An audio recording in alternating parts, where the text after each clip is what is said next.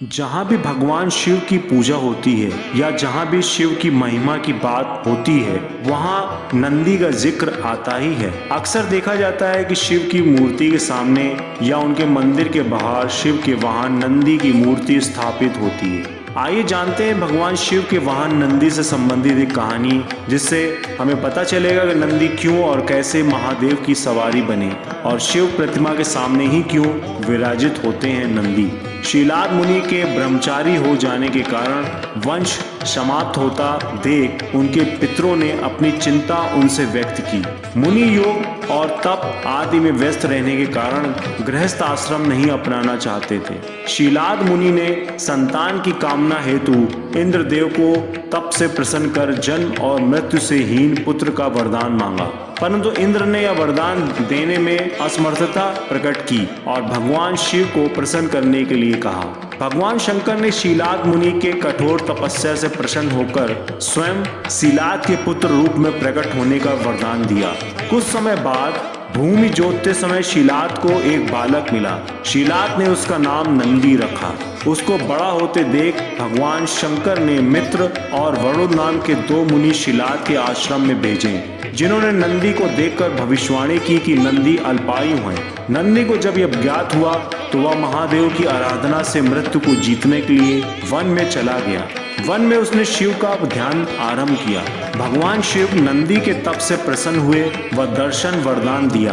वत्स नंदी, तुम मृत्यु से भय से मुक्त अजर अमर और आदुखी हो। शंकर के वरदान के बाद नंदी मृत्यु से भय मुक्त अजर अमर और आदुखी हो गया। भगवान शंकर ने उमा की सम्मति से संपूर्ण गणों गणेशों व वेदों के समक्ष गणों के अधिपति के रूप में नंदी का अभिषेक करवाया। इस तरह नंदी नंदेश्वर हो गए। बाद में मरुतों की पुत्री सुईषा के साथ नंदी का विवाह हुआ। भगवान शंकर ने नंदी को वरदान दिया कि जहाँ पर उनका निवास होगा वहाँ नंदी का भी निवास होगा। तभी से हर शिव मंदिर में शिव जी के सामने नंदी की स्थापना की जाती है। नासिक शहर के प्रसिद्ध पंचवटी स्थल में गोदावरी तट के पास एक ऐसा शिव मंदिर है जिसमें नंदी नहीं है। अपनी तरह का यह एक अकेला शिव मंदिर है। पुराणों में कहा गया है कि कपालेश्वर महादेव मंदिर नामक इस स्थल पर किसी समय भगवान शिव ने निवास किया था।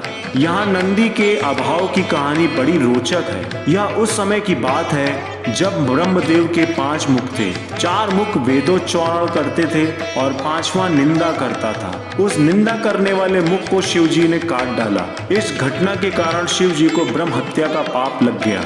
उस पाप से मुक्ति पाने के लिए शिव जी ब्रह्मांड में हर जगह घूमे, लेकिन उन्हें मुक्ति का उपाय नहीं मिला।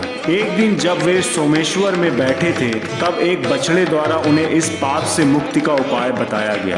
कथा में बताया गया है कि यह बछड़ा नंदी था। वह शिव जी के साथ गोदावरी के राम कुंड तक गया और कुंड में स्नान करने को कहा। स्नान के बाद शिव जी ब्रह्म हत्या के पाप से मुक्त हो सके।